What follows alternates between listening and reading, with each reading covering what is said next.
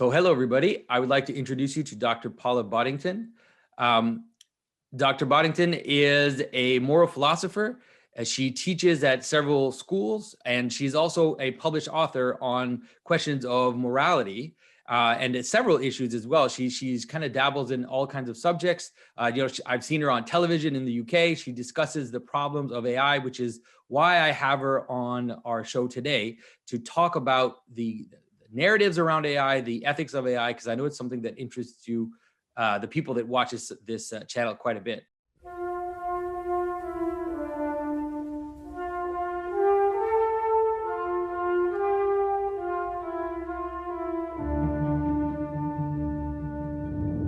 This is Jonathan Pageau. Welcome to the Symbolic World.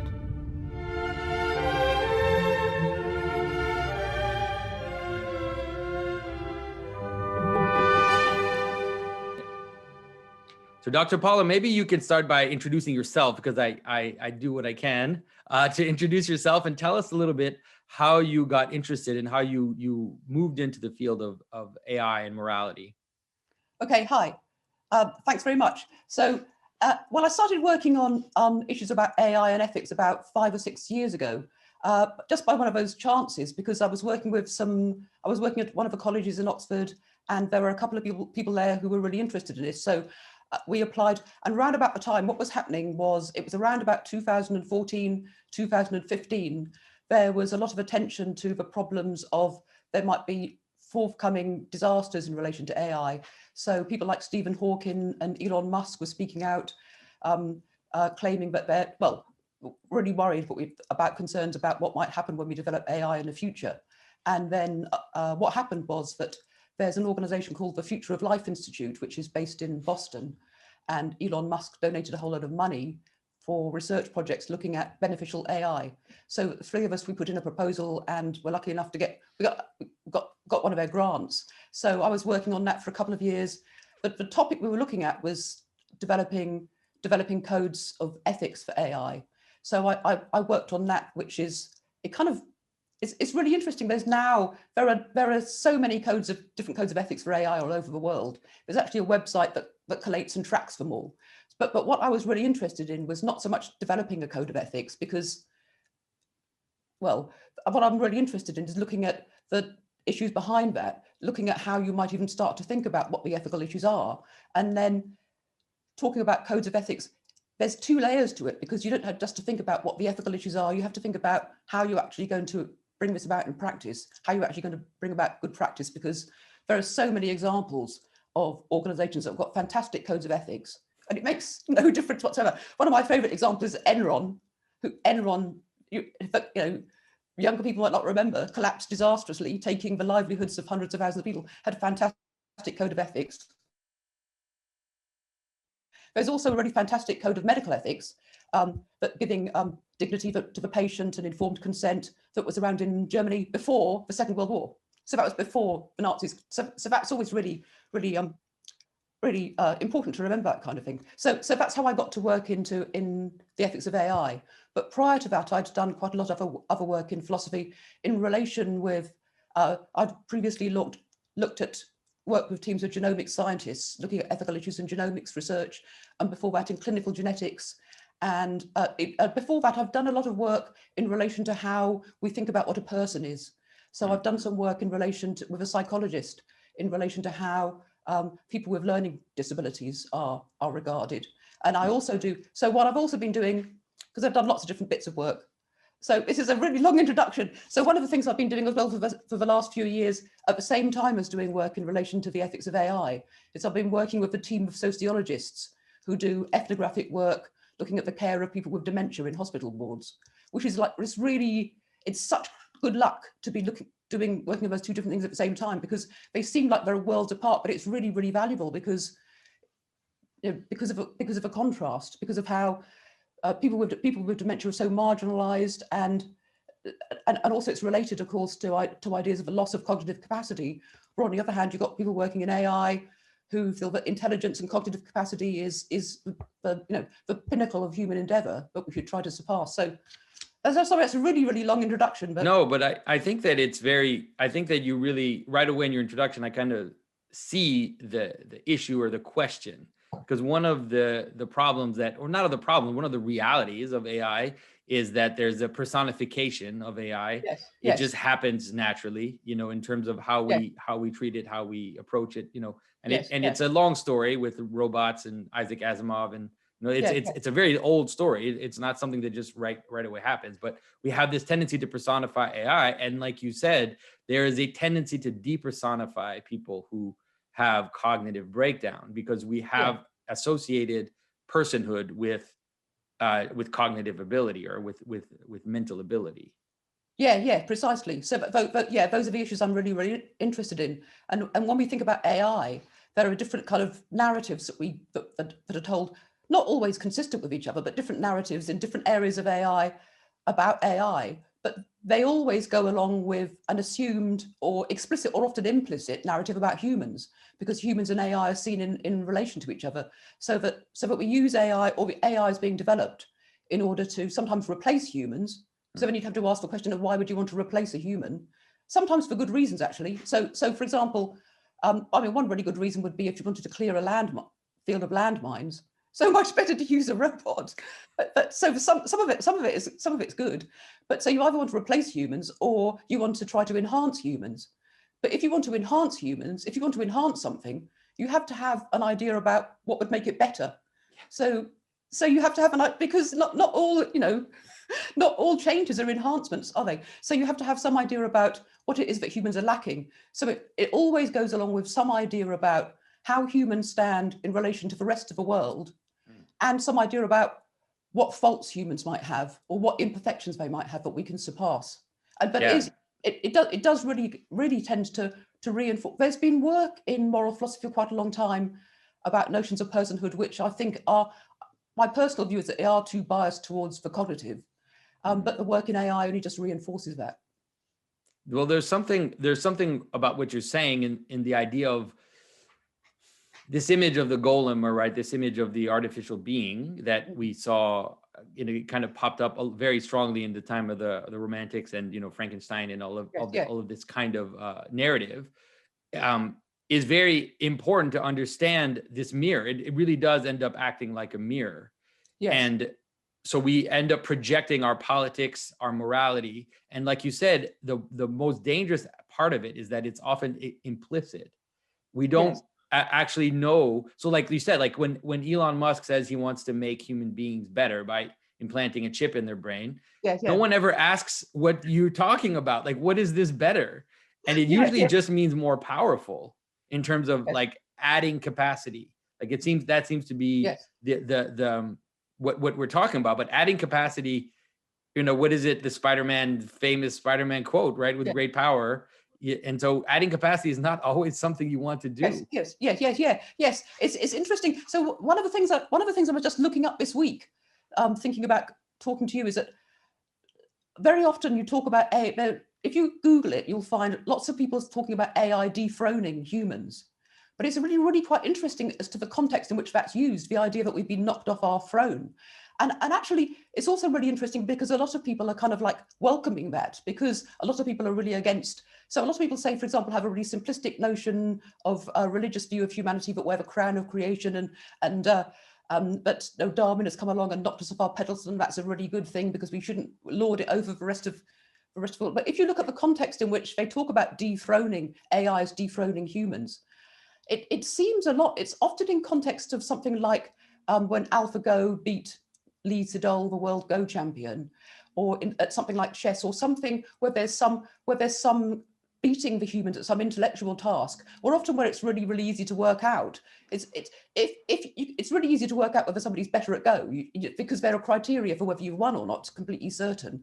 But it also has made me think about the sorts of things that we're worried about being dethroned, because as far as I know, Arnold Schwarzenegger is not crying his eyes out because a forklift truck can lift heavier things than he can, and Usain Bolt isn't worried that cheetahs can run faster than him. So it's something. It really does tell a lot about why we think that like being clever at certain things are kind of dethroning us. We're not at all worried that a chimpanzee could rip you from limb to limb because they're so much stronger than us. We don't care. We don't. Some people seem to care about that. Joe Rogan seems to care about that a lot. He talks about it all the time. Oh, right. But but he's Joe Rogan. Yeah, the idea, I think that the idea that you're talking about is because the West has really taken up the underdog story as being the story, right? Yes. We've taken up the revolutionary story as being the story itself. And so all our movies, all our stories, since the Enlightenment have been revolutionary. Yes. And so because of that, then there's this surprising thing, like you said, which appears in stories, which appears in something like the desire to have AI dethrone us, or the desire for extraterrestrials to come and show us up, or just even the cuckolding narrative, which has become strangely popular. All of this is this strange manifestation of this revolutionary tendency, which turns against you. It's almost like you're revolutionary, but then you expect almost like implicitly that something from underneath is going to come and take your place. And you see that it's an old story. It's the story of the Greek gods, how they castrated their father, and then that's what it is. So one of the things that I've been saying on my channel, and I've said it kind of here and there, but I want to say it clearly here, I guess, because I have some friends that are in computer science and very smart people. You know who I'm talking about here. The people who are watching this, and they tell me that it's technically impossible, right? General intelligence in computers is technically impossible, and it's funny because I don't have no way of knowing that because I'm not a computer scientist. But what I do know is that it doesn't matter. It doesn't matter whether it's technically possible or not. What truly matters, mostly matters, is what story we tell. If everybody believes that this is happening, then that will have way more of an effect than if it actually happens. And you can't know something's conscious anyways. How can you know that? Like, I can't know that of you. I can't know that of completely know it. Like, I can't know it internally the way I know my own consciousness. So I don't know how you would even evaluate that. No, I always wondered that about people talking about AI becoming conscious, because you don't know if another person is conscious. I remember when I was a philosophy undergraduate and we had to write an essay about the problem of other minds, and I spent a whole week really, really, really worried, because when you think about it, you don't know that anybody else is conscious. So that's one of the things that's really interesting about how we project these things onto AI, because a lot of people are talking about, if AI or robots become conscious, then they've got rights, we should treat them in the same ways we should treat humans. But it's really interesting, because even if they were conscious, how would you tell they were conscious? But also, how would you know what their consciousness was like? Because we know loads and loads of animals we assume are conscious, but we don't think they have the same rights as human beings. We don't think that a dog's got a right to vote because he's conscious. So it's really interesting how quickly we assume, how quickly so many people assume. But also it's a really human tendency. It's a really human tendency to extrapolate humanity onto things. Like, you see faces of things all the time, and there's a tendency to sort of extrapolate humanity onto robots really quickly, or worry about. So I remember Joanna Bryson, who's works in robotics, and she also works now a lot in ethics. She said she noticed that when she was working with robots, people would really worry about whether it was like cruel to unplug the robot. So yeah, it's really interesting how to project onto it. But also, I think there's another reason for. So we could. Sorry, but it's really it's super. It's not just a little interesting. It's very interesting, because what's mostly interesting about that to me is the notion of the making of a body, right? And so the idea that you can make a body to host intelligence is something which has existed forever. That's what idols are. Idols have always been, statues of gods have always been the creation of bodies that would host intelligences. And that intelligence would manifest itself through proxy, like through it's the believer, let's say, or the people sacrificing to that god through this image. And so it seems to me that we're seeing something similar happen now, is that let's say the intelligence of artificial intelligence is through us. Like, we are the proxies of the artificial intelligence. It needs us in order to be intelligent. But that doesn't mean that it doesn't act the way that an ancient god would also act, because we trust it. Like the way that the ancients trusted the gods, we trust Google, we trust Facebook, we trust these algorithms. We kind of give our trust, and we all look to it. So it ends up acting like really does end up lacking almost like a god, like an ancient god. Yes, but also it's worse than that, because we've painted ourselves into a corner, because we have to trust it, because everything is set up in order to you have to use it. And even if you aren't, you're walking down the street and it's being used. So we've painted ourselves into a corner there. So yeah, so say because there's also a lot of distrust as well. But it actually gets back to the question about, you say computer scientists say you'll never have artificial general intelligence, which, I mean, who knows? Because others argue that you can, but you can. It's always, in a sense, you always have to oversimplify to explain points. But you can divide concerns in ethics of AI broadly into people who are looking at the future, so the possibility of superintelligence. Something which might be in the future, sometimes maybe 25 years in the future or whatever. But there's lots of debates about how long it's going to be if that happens. So some people are worried about superintelligence, and then are worried about whether.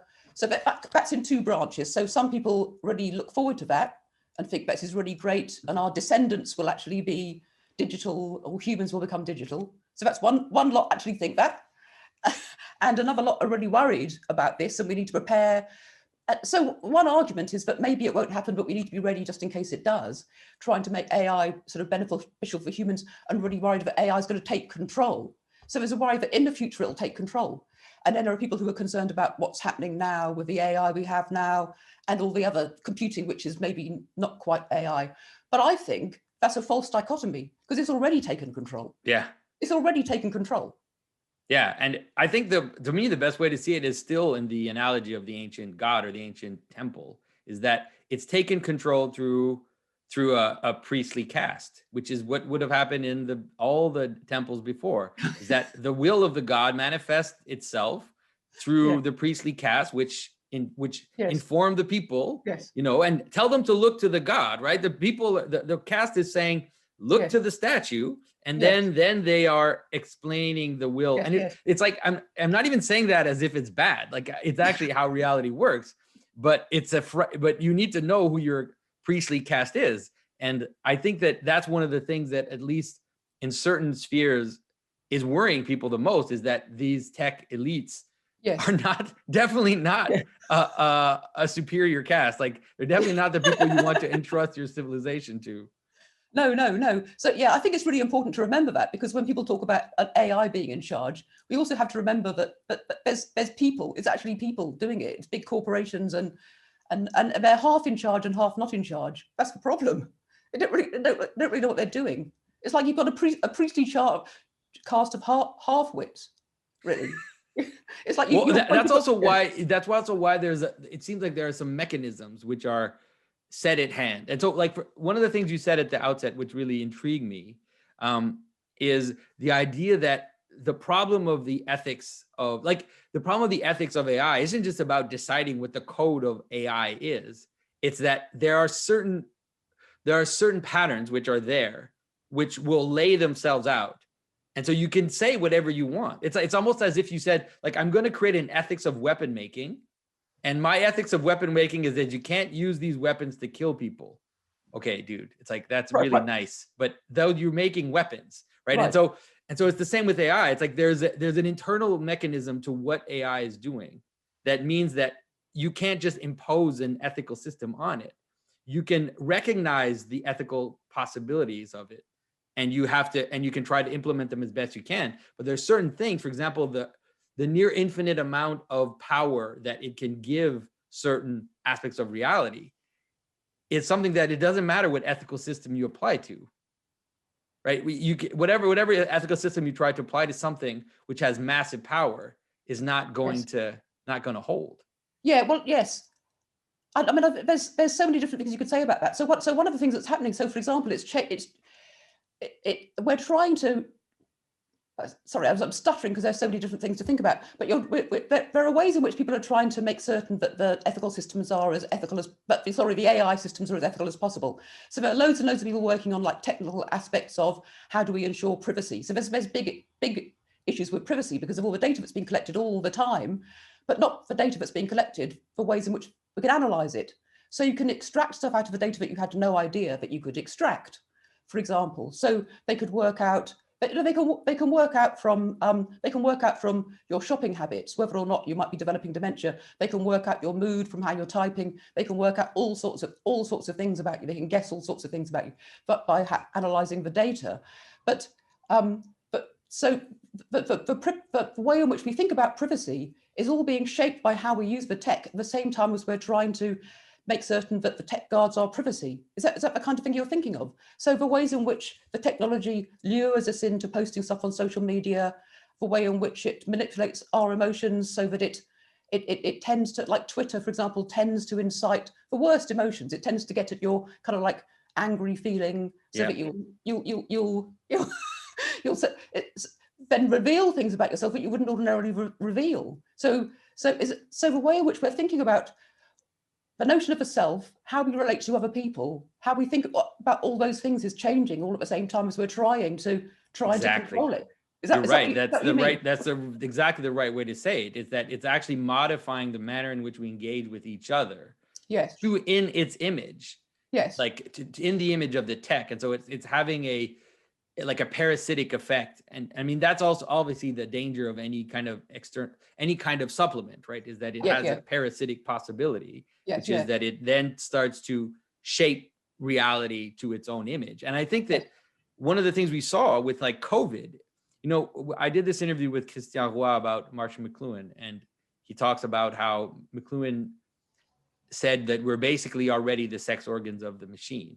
Right. And it's like, it sounds like something witty to say. And, you think, okay, yeah, that's really pithy. But I think that I've been seeing it more and more now with COVID, like just how much that's true, because all of the things that we did for COVID would not have been possible without this. Would not have been possible without Zoom, without social media, without all the technical tools that we have.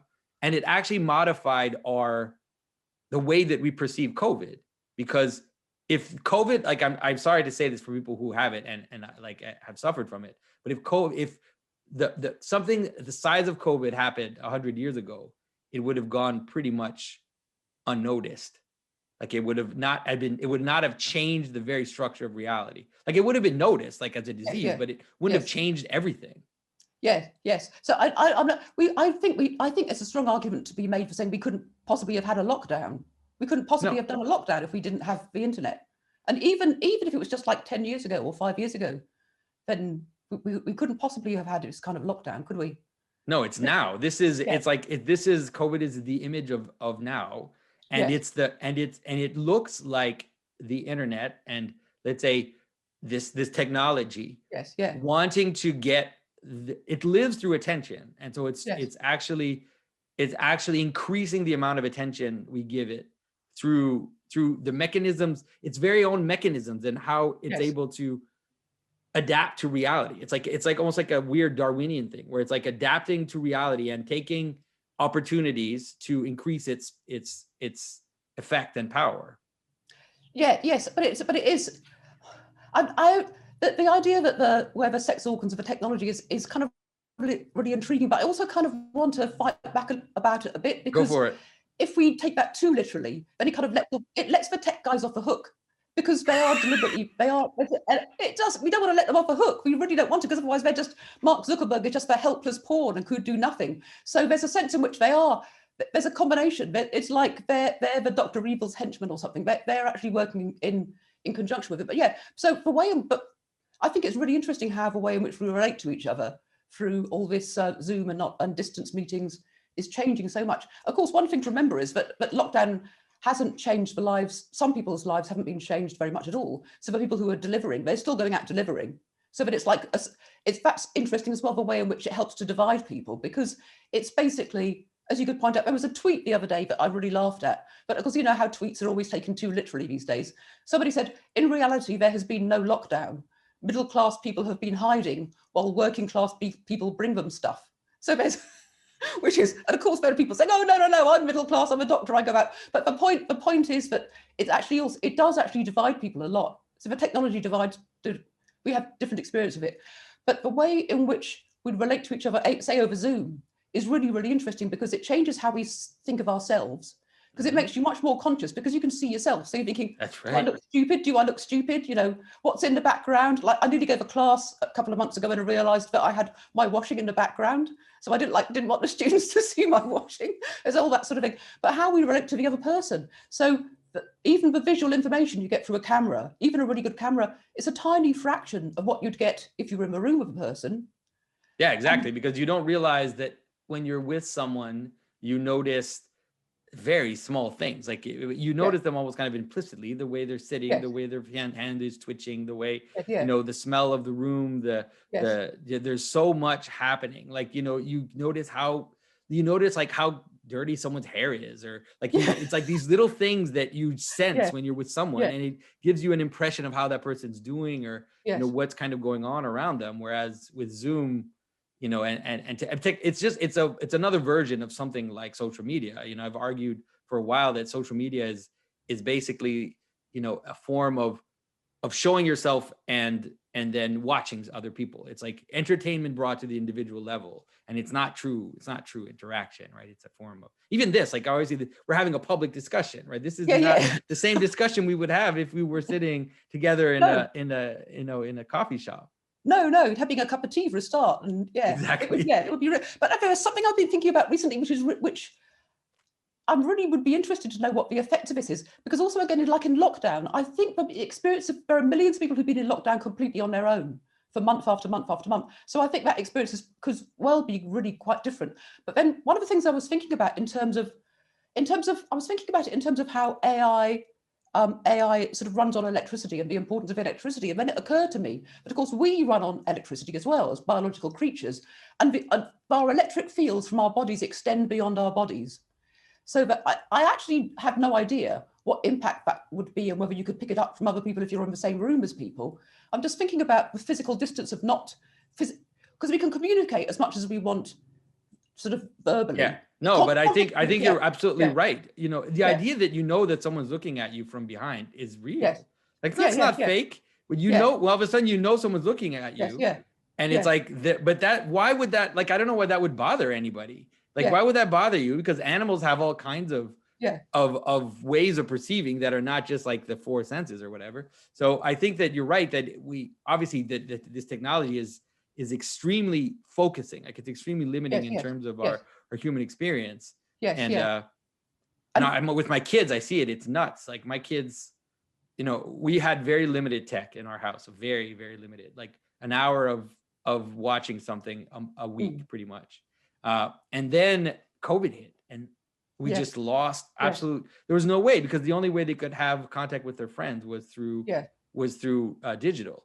And then you realize that some of your kids actually prefer it because it's safe. Right. It's safe because you have total control over what you're projecting. And you don't have all the side effects of a conversation, you know, and all the possibilities of misspeaking and of making a mistake, and, you know, of whatever, of having a snot come out your nose, or whatever it is that kind of little thing that can happen that makes you embarrassed or makes you whatever in a real conversation. It's nice and clean. Yes, but it does focus towards certain parts of the experience, doesn't it? Because I think all of this tech focuses very much on the cognitive and linguistic, and away from embodiment. I mean, I was thinking about it like being so distant from people.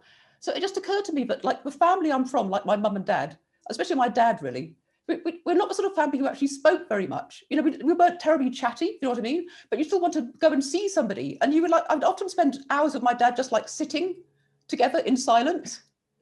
And it's that kind of thing. And thinking about that made me really realise how this is all focusing towards certain aspects of the human experience only. So would that be an example of how the technology itself is twisting stuff without it even actually having any content? The way in which we're using it is twisting definitely. Our notion about And there's also a kind of it's all based on attention, which is really important. I mean, I kind of talk about that a lot, how attention is the basis of reality. But the tech companies and these platforms, they seem to have understood that, and now they are using it in a crazy manner, because the like thing is so smart. Like whoever came up with the like button is an absolute demonic genius. Like it's amazing because you can get pure attention. Yes. It's not messy, or it's not messy attention. It's not like the kind of attention where someone is looking at you and all of a sudden you see something in their eyes and you don't understand what it is. Like, are they angry with you? Or like, it's none of that. It's just like pure attention. Yes. Like or dislike. Yeah, so exactly. Well, it doesn't matter really. It's all about quantity of attention. Yes. It is, but it's only it's not attention the same as the sort of attention if you really wanted to attend to a person. But that's really complex. Attending to a person is really, really complex thing to do, isn't it? If you really attend, but it's sort of attention, but it's only attention to a tiny bit of attention. The currency of attention. It's attention transformed into currency, because that's what it is. And it's hilarious because, it's like I fall in that all the time. People ask you, how many people are following you on YouTube? How many people are following you on Twitter? And then you tell them, right? And then you see in their eyes that it gives you power. It's like, I have so much attention. This is this is the currency of attention that I hold. And like, if I want to be invited on a podcast, or if I want to have someone come on my show, my currency of attention is going to decide whether or not they'll accept. And so it's like, it was always kind of like that. Obviously, prestige has always been a part of how things work, but now it's been so quantified, and it really is a type of currency. It's interesting. It's really interesting how it's quantified. So you can count. But that's just, you can count the likes. Yeah, you can see there's a number, and it's like you can see how many people have said they like you.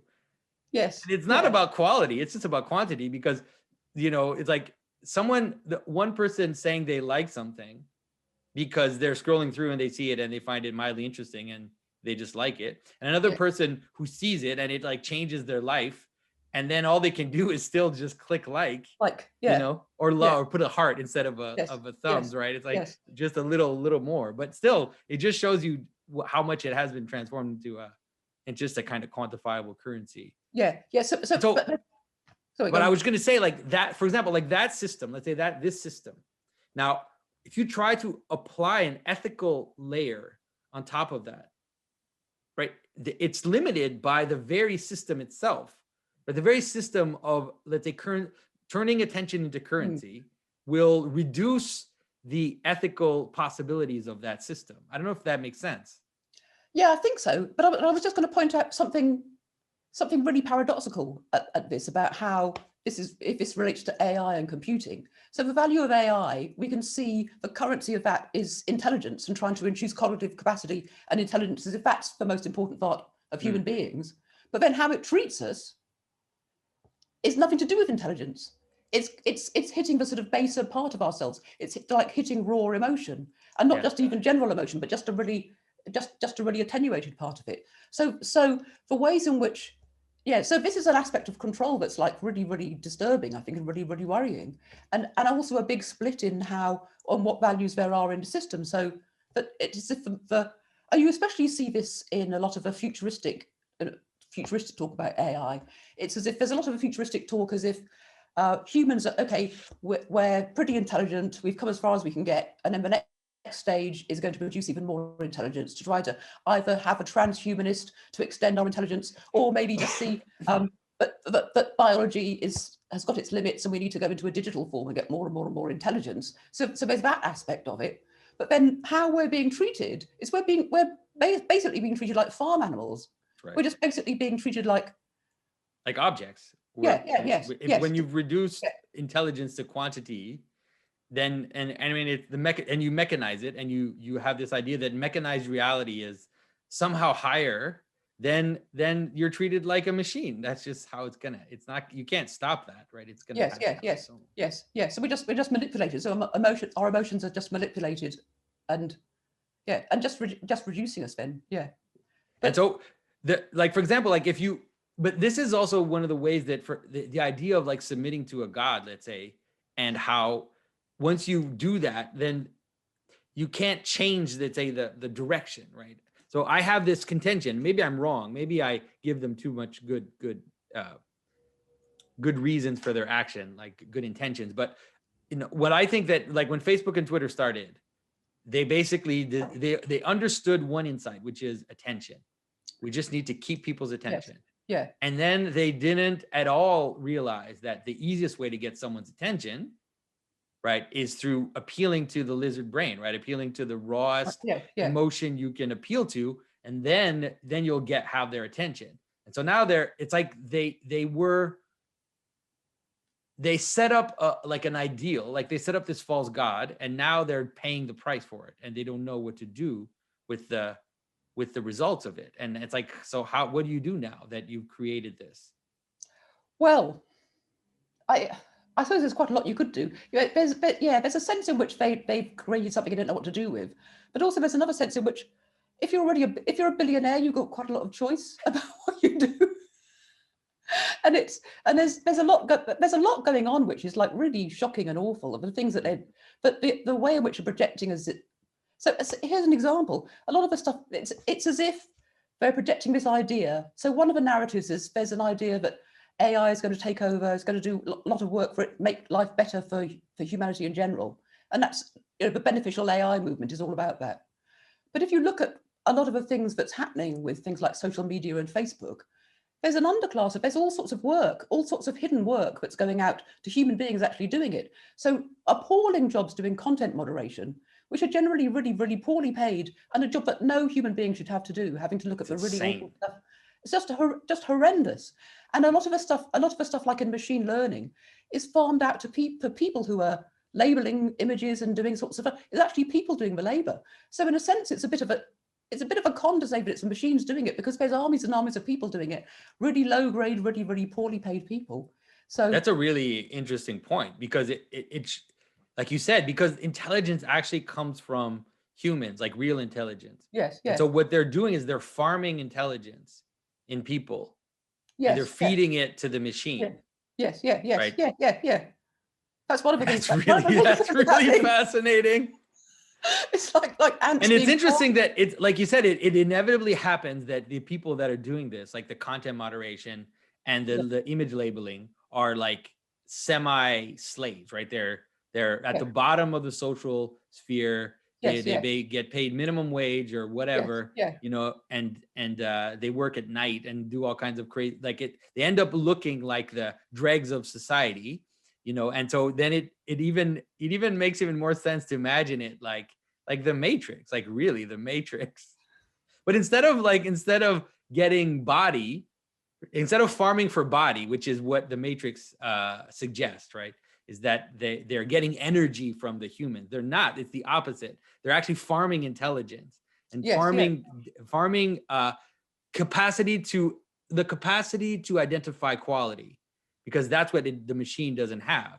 And so get that from the humans. Yes, but it's really interesting. Yeah, it's really interesting. And so another dirty secret is it uses up masses of energy. So it's like it's really, really energy hungry. So a lot of the stuff is really, really hidden, and it's not at all what you expect. So that's a real divergence in the narratives. There's a narrative that in the future, but we'll have lives of endless leisure and be able to do whatever we want and be really creative and so on, because the AI is doing all this stuff, which is really interesting, as if the work is going to be really fascinating. But that's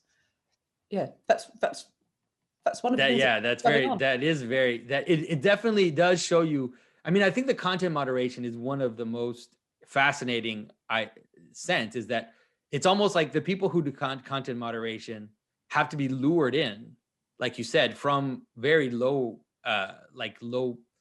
rungs of society, because who in their right mind would do that? Like everybody knows that doing that would destroy you. Yeah, it's like you hear those ads on TV, like you hear those ads on the radio of like going to test pharmaceutical products. It's like the people who do that are the same people who will be doing content moderation, because yes, really terrible. But as you say, it's for humans have to make the judgment. I mean, that would be that. Given that you're going to have people doing content moderation, that would be one thing that you really would want to be able to train an AI to do, because you really do not want any human being to ever have to do that. And I mean, some of the stuff would have to then be handed over to the police, wouldn't it? Some of the stuff there is like illegal and needs to be given to the police. Like I'm sure it happens all the time. yeah. But then if the thing is that you don't want the AI to be in charge of that, because the problem is always the side effect of power. yes, yeah, right. yes. And so in the sense that it's like, it's almost, it really, you know what it is? It's like the genie and the wish. That's what we're getting. Yes, You know, yes, the yes. genie comes and says, you've got to wish. And then the person wishes, but the genie gives that with absolute power. Yes. And so the person never thought of the side effect of what they wish for. Yes. And then Yes, the side effect comes crashing in. Yes.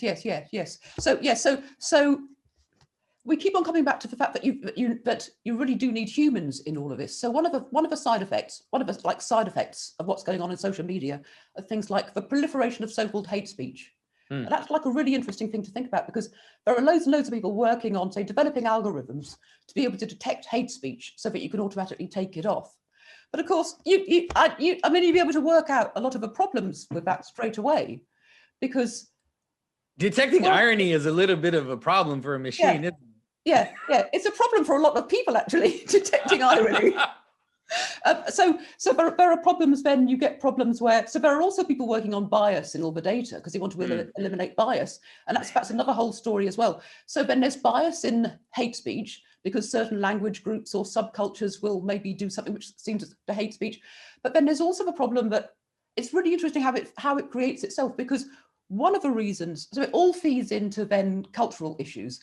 So one of the reasons why so let's suppose we take the idea of hate speech. One of the reasons why there's so much stuff which counts as hate speech is because of how social media works. It encourages it. So it's created the problem. And then it's trying to solve the problem, but it all spills over into society, because as well as this happening, we have issues going on in culture where people are now falling out, having rows, getting thrown off social media, all those kinds of stuff. And then the idea of hate speech is then getting built into laws, various kinds of laws. So there's a really interesting, this is one of the reasons why I think we need to modify the idea that we're the sex organs of a machine, because there's far more complex going on as well. So we can't just look at the technology, we have to look at what's simultaneously happening in the culture and how that feeds back into it. Yeah, what you said about hate speech is actually brilliant, because like you said, the anonymization and the fact that we are physically distanced from someone and we can forego being punched in the face, right, by saying something offensive means that people feel like they have all the opportunity to let loose their id and to let loose all these darker aspects of them. And then the same system which brought it about is now trying to clamp down, and it ends up, like you said, spilling out into normal society. And then it ends up becoming the standard by which we have rules in reality. Because like when I meet someone in real life, you know, the type of insult that you would be capable of saying online is, you'll be really reticent to do that in person. I mean, some people will, but it's very rare, and that person will be ostracized rather quickly. Yeah. And then things can happen like, you know, pile-ons on Twitter. So you're not going to get that in real life where somebody else is going to join in and like thousands of people who just start like giving you death threats. That doesn't happen in like when you're walking down the street and you flip off someone, or you like say something stupid. But then of course the solution can also be a problem as well, because people get ousted unfairly. So so there's no kind of right answers. People can get thrown off social media, and then there could be, you could say, oh, you don't need social media, but there's a problem because we become so used to it. And their appeals, but actually it was really interesting. Last term I was in the middle of writing a lecture on censorship online, and I thought I'd just check Twitter, only to discover that my Twitter account had been suspended. So I have no idea why not. But you have this really weird appeals process. I had to put in an appeal and say why it was I thought that I shouldn't have been suspended, but I didn't know why I'd been suspended, so I couldn't reply.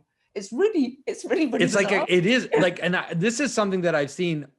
It's really insane. It's like it's a strange thing. It's like, how is it that tech companies are bringing about the like Kafka state, like the insane bureaucratic communist type state where you don't even know who to talk to. You don't know, like there's no human on the other end of the line. You have no idea how to appeal to whatever it is they're doing to you. And like you said, and because they're afraid of you gaming their system, then they make all their rules completely opaque. Yes, yeah, yes, yes. It's really interesting. It's really interesting, but you have no idea what to do about it. But it's also interesting that a lot of people working on it, I think, haven't actually necessarily thought about the problem of being ousted because of hate speech, because they assume, because a lot of people working on this problem, there are lots and lots of people working on this problem technically and looking at hate speech and how the algorithms work and so on. But a lot of them have certain assumptions, I've noticed, have certain assumptions where it hasn't occurred to them that the hate speech is going to be biased in certain directions. So it actually was interesting, a couple of months ago, I was reading a paper where some researchers had looked at an algorithm that Facebook uses and how it tends to be biased towards what they called hyperactive users. So certain users who are online a lot and comment a lot, and so the algorithm boosts them so they get more visibility in Facebook. Yeah. So you might kind of think, well, good for them, they're putting in the effort, but they were concerned about this. When I first read it, I said they're concerned about it because these groups tend to be far right. But then when I read it again, I'd actually misread it. They were just concerned that the groups were right wing. Yeah. So it wasn't that they were concerned that they have that they're biased politically.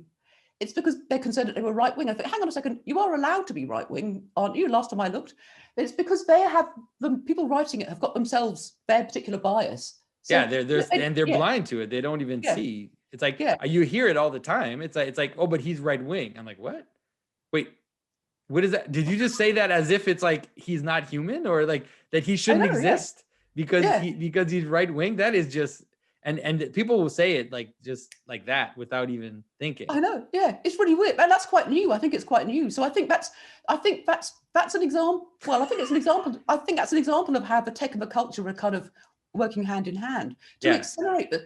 So another example of a lot of the stuff that's going on is really contradictory. So on the one hand, a lot of the AI is tending towards uniformity. So uniformity of language, the dominance of English, the dominance of particular sorts of English, actually. Yeah. So dominance of American English, and things like that. When we spoke before, we were talking about that.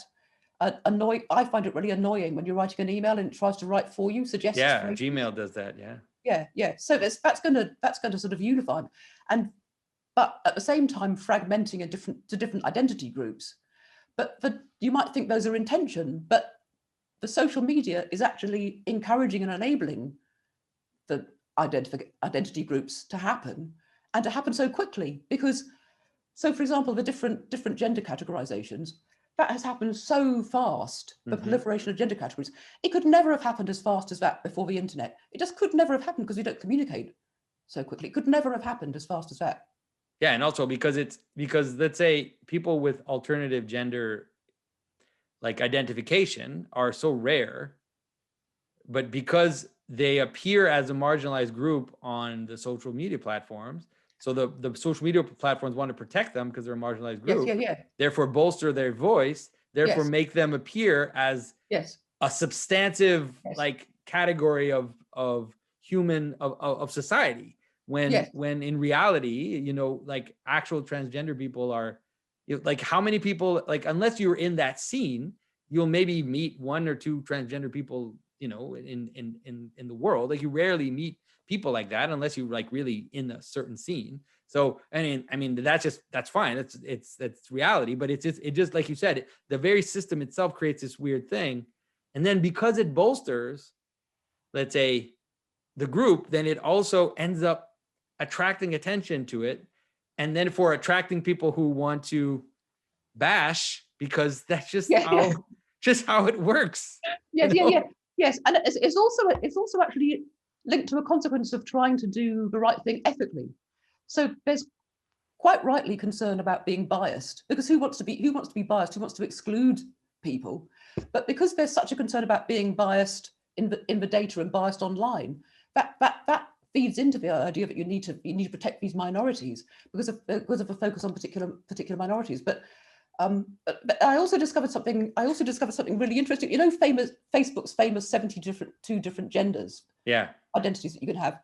I was looking it up, and you could, if you put in your gender, you have to start typing it. If you drop down menus of different sorts of ones, but then underneath it, there's one that you can click interested in, who you're interested in, and when you click on that, the options It's not 72 options. The options are men or women. It's really funny. They could have at least added the other 70 back in there, you know, it's like, have this like exponential possibility. It's like, No, because then they're like, wait a minute, how, like, we don't really actually that. We're like, we just want attention. So we don't care what you say you are. We just want to know what you're attending to. It's like, if we put 70 down there, then we can't, it'll be a lot harder to track that. It'll be harder to have our algorithms, you know, like to sell that data. Yes. Yeah. That's probably why. Oh, mercy. That is some frightening stuff. But so what ends up happening, this is a fascinating thing, is that because there's so much power, is that in order to, like, for example, in order to counterbalance the hate, then they create this weird upside down world. Like, it's actually there, right? If you write straight couple on Google, you'll get gay couples. All right. Or you'll get straight couples that are talking about homosexuality. Or that say something, like I think one of the top things on Google that came if you wrote straight couple was something like a straight couple that said, we won't get married until LGBT rights are accepted, you know? Right. And so it's like, so you get this like weird, really strange world where it's like you want, like, let's say they end up having to promote the margin to a certain extent, like more than normal, right? And so it creates this, like I talk about this weird upside down hierarchy, which ends up manifesting itself. Yeah. And of course, there's a margin of a margin, because it's only going to be the really vocal people, only the activists who are going to be out there, because there must be, for example, there must be lots of transgender people who just want to carry on and live their lives. Of course, I would say probably most. Yeah. But that's why it's because it's an attention economy. So it's even more like, it always used to be that the squeaky wheel gets the grease, but now it's increased by the very system. The fact that people can congregate and become mobs, right? They become these attack mobs, and they do all these kind of gestures online. But so it's fascinating. Like, I mean, and it's fascinating. One of the most fascinating things is that what AI is doing is that it's basically just giving more power, like huge amounts of power, to whatever it is that's leading it, like to whatever priesthood has power. And so it seems like the fight, like the cultural fight, and that's something people haven't, I think there's a little bit of it, like the fight for what comes up on the first page of Google, like that should probably be the ultimate culture war, like what it is that appears on the first page of Google, because that's really, it's become like the frame of reality. And it's clear that there are people behind that, like you can see. Like there's something when you auto type, then it doesn't auto type it, and then something does, and there's all these things, and you know that there's like people pulling the strings really fast behind. Yes. But it's like the Wizard of Oz. It's wonderful because they can just say it's the algorithm. They can even make AI. They can even point to AI and say, "Oh, it's these algorithms. It's not our bias, right? It's not, our bias isn't there. It's just AI doing it." But that might also be one of the more frightening aspects of AI. Yes. I mean, the whole notion of bias is really interesting as well, actually, because it tends to rest upon an idea that we can get an unbiased view of the world. And my view of the world is unbiased. What are you talking about?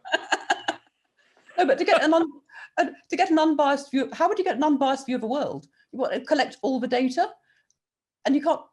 The world is not just collecting data, you'd have to analyze it. So how could you get a completely unbiased view of analyzing the data? So that again, but actually, so some interesting things can come up. So when people talk, I mean, if you say anything critical, it sounds like you're against trying to get rid of bias. But what I'm interested in is how people speak about it and fail to see that underneath it, you've got to have some view of how the world is divided up. So so it's not the problem of saying you want to get rid of bias. It's the problem of saying you want to get rid of bias, but secretly wanting to impose your bias on everybody else. That's really the problem, right? It's not like if we had a normally recognized hierarchy of being, that it's like we recognize it, we see its problem, we see its, and we just say this is what it is, right? Let's say like the ancient world is like, okay, so you have the king, you have the bishop or the pope, and it's like, and then the world kind of lays itself out. So you can hate the king, but he's still above you, and you recognize that hierarchy. And then the world kind of lays itself out in that way, and everybody kind of knows that that's how it happens. But now, because we say, no, there is no hierarchy, right? It's equal and it's objective and it's all this stuff. But then secretly, there is a hierarchy. There's like a secret hierarchy and a secret bias that no one wants to acknowledge.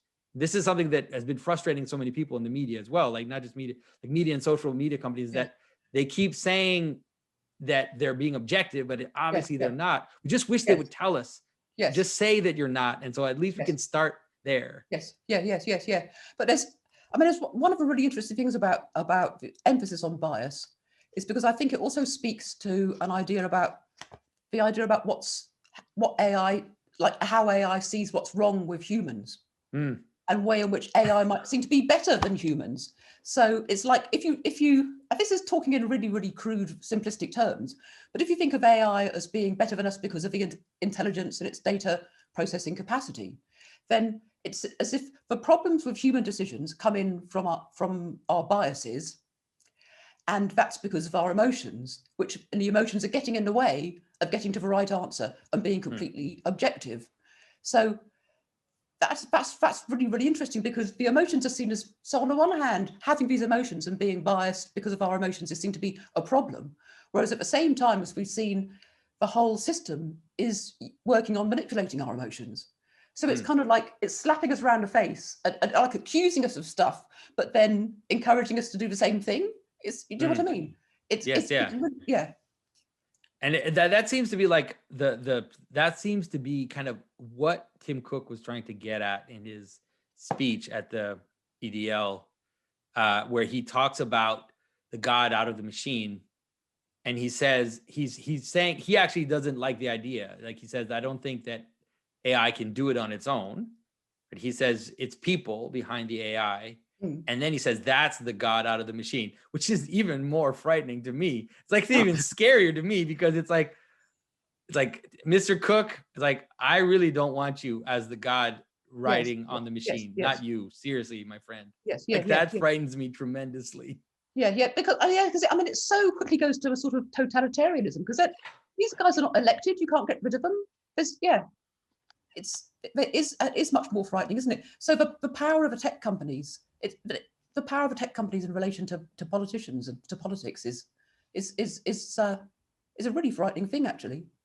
It is. Well, I would say that this election, the American election, was basically run by social media. Maybe the last one too, but this one for sure. Like they just decided some things you're not allowed to talk about. You're not allowed to talk about certain things, and then certain things are put up at the top, of trending, and so that's just, it ends up being, and also because we're all on lockdown anyways, and we're all looking at our screens all day. So it's like it has become the ultimate totalitarian possibility is right there in front of us. It's right there in the situation in which we're in. Quite right. So I think it's one of the reasons why it's the idea that worrying about super intelligent AI and the future taking control of us is just a misnomer, because it's already happened. It's already happening. But then on the other hand, I really do think that we have to try not to sort of counsel despair, because we had to try and do something about it. So what do you think we can do? What do you think we can do about it? Well, I suppose there's stuff happening already, isn't it? Like people trying to set up alternative social media and like Parler, right? Yes. Then it was deleted, right? And so it's like right now it feels like the control is extremely strong. It seems like it's going to be very difficult to create alternative narratives, and also because the alternative narratives, like, I don't know if you saw the article on the Times, in the New York Times today, about what is the name of this new app where you just talk. Man, I can't believe I forget what it is. Anyways, it's this new, I'm not on it, but it's like this app where you just pop into conversations. So you have these conversations, right? You can just pop into a conversation. And they were saying unfettered discussions are being had on this app. And they were seeing it as a bad thing. What? Yes. They were saying unfettered discussions are being had, and it raises the problem of, intimidation and bullying and all this stuff. And you're like, unfettered. It's insane. And so, yeah. And you see it, like even some articles have been going out against the messenger applications, like the encrypted messenger applications, saying like, this is shady, these shady applications that are encrypted, why would you want to hide your conversations? It's like, it's just insane that it's been taken for granted that private conversation is in itself shady. Yes, yeah, and that's something that you really have to watch out about, because that thought then just can translate into the real world. So, for example, in Scotland at the moment, for example, they're discussing, there's a new hate crime bill up for discussion, and one of the aspects of it was to repeal. There's a private dwelling exception for like hate speech, that you like basically, but if you're inside your private dwelling, you can say things in your house. Well, there's discussions about whether we should get rid of that. But I kind of think that what's happening on social media is like warming the brain up for thinking that maybe that's a good idea. But of course, luckily, there's a huge backlash against it. There's a huge backlash against it. So one of the things that's happening in lockdown is we're forced into all this social media. But I do wonder what might happen if we ever get out of it. I kind of think we might be like, have you ever seen cows let out at the end of a winter? When they're let out into the fields and they jump out? I think we might be like that. So that I think that we might just kind of realize what we've been missing, and maybe that would be a good thing. Someone, it's hard to know if these polls are real or not, but someone posted a poll in the US saying 75% of people say they'll still wear masks after COVID. So, yeah. We take your mask off during a Zoom call, though. That's all good. It's difficult. Because one of the things I find really interesting about working in the ethics of AI, I kind of like the most interesting area I've ever worked in, because partly it's the most scary, but also I think when we're looking really, really closely at how the technology might clash with human values, I think it has got the potential to be really, really fruitful and useful, because it helps to remind us of what we're missing, helps to remind us of what our real human values are. So yeah, and if you can use the things you're saying to put a mirror up to people so that we can see ourselves in the way that we talk about AI and the narratives that are surrounding AI, I think that's probably the first step in helping us to avoid the major pitfalls. But maybe there'll be little groups, like in I can't remember, it's Brave in Brave New World when they got the savages. Is it, or was it? I get it muddled up with. Brave New World. They have like this little tribe of savages. Maybe there'll be groups of savages. We can be a few groups of savages that actually actually see each other face to face. That might be good. But I also think one of the big problems, one of the background problems for when people are trying to think about the ethical issues here, the paucity of how they're thinking about it. So a lot of the work that I see around AI ethics is basically built into what you might broadly call broadly utilitarian or broadly consequentialist ways of looking at things, which also fits into the ways in which intelligence is understood. So those are really interesting narratives, I think, as well. I mean, running behind AI. So there's lots and lots of different disputed definitions of how you might define intelligence and lots of different forms of intelligence. But the form that's often used, which fits really well with computing, is the idea that something along the lines of intelligence is the capacity to reach your goals, to be able to take steps to reach your goals. So that intelligence is just instrumental. So that it's just like an instrumental account of like a means end rationality, that you have a goal that you're aiming towards. So then it fits really neatly, it fits really, really naturally into, say, a utilitarian way of looking at things, where you're going to try to produce as much benefit as possible. We have certain goals and preferences, so that it fits into notions of trying to maximize happiness or minimize unhappiness, or looking at how we might achieve our desires or achieve our preferences. So it tends to fit into that. So one of the problems with that is that it fits into an idea of reason that fits really well into, say, like an Enlightenment ideal of reason, that we're just making progress because we're having more and more rationality, or we're achieving more and more of our goals, like a Steven Pinker type view. and then everything But gets the thing is that I don't actually mind that way of seeing intelligence, the capacity to reach your goals. It's just that there are higher goals and there are lower goals. Yeah, And precisely.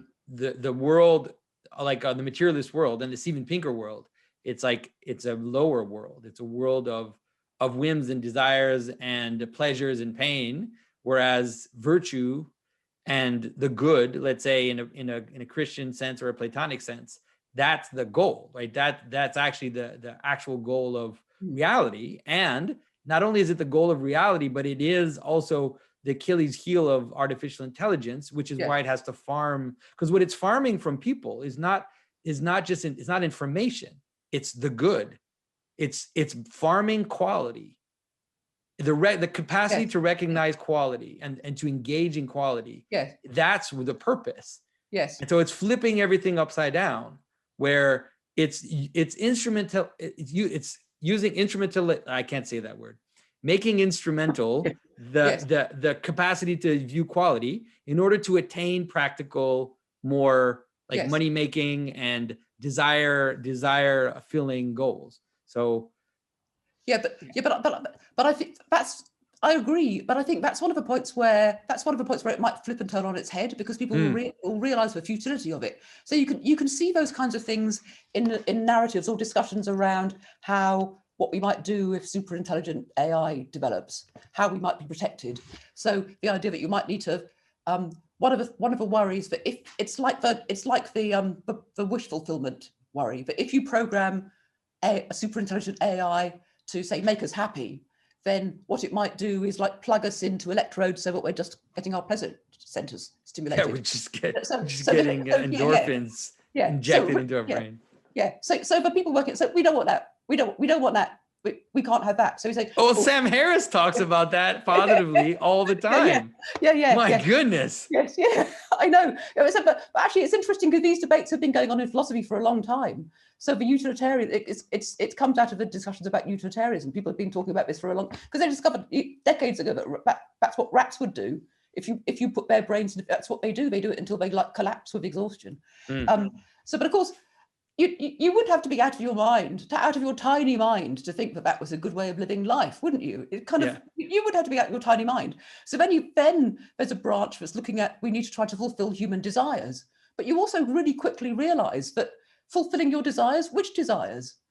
So there's a problem about which desires you choose, but it makes it worse because of what AI is already doing to us, because it makes it absolutely apparent how easily our desires can be manipulated. Yeah. How easily, yeah. But see, the worst part, and this is the worst step, is when the people behind AI understand the nature of desire and actually understand that human beings are religious in nature, and then they'll try to implement that. All right. So it's better to have Zuckerberg, like moronic Zuckerbergs, for now, than have someone who actually understands, let's say the qualitative aspect of the human person and how it looks for communion, real communion, and towards a transcendent ideal.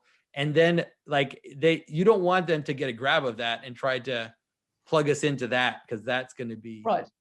Well. Wait, on that, you probably should finish our conversation. Yeah. Well, sorry that I'm more of a doomsayer. I feel like I've been constantly pulling the rug from under your feet here. Oh well. I mean, but I'm just you might be right. I'm just kind of trying to. It's partly because I don't want the tech guys to get off the hook, but I think there's a sense in which even if you're right, we have to try not to be too doomsayery, especially because there's a pandemic on. We don't want to be too gloomy.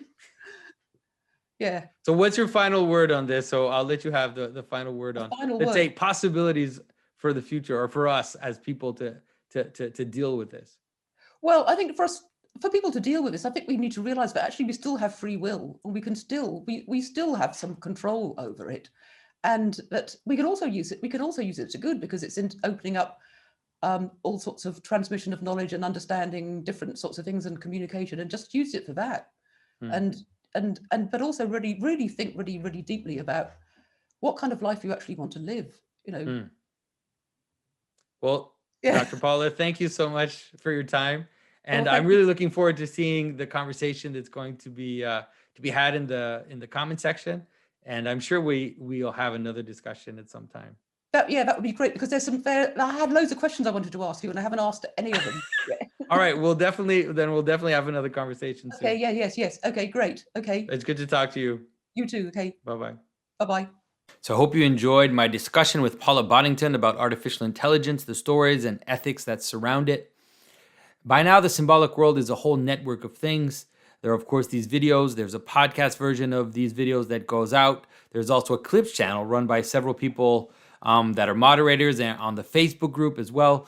And we also have a blog where a lot of symbolic thinkers are working out their ideas on different subjects, from religious symbolism to even movies and video games. So make sure you check all that out on thesymbolicworld.com. And if you appreciate what I'm doing, please consider supporting what I'm doing as well. Everybody who supports my work gets a patron-only video once a month where I deal on more tricky or prickly subjects that are more difficult to deal with in these videos that are for public consumption. So check that out, and thank you for your attention.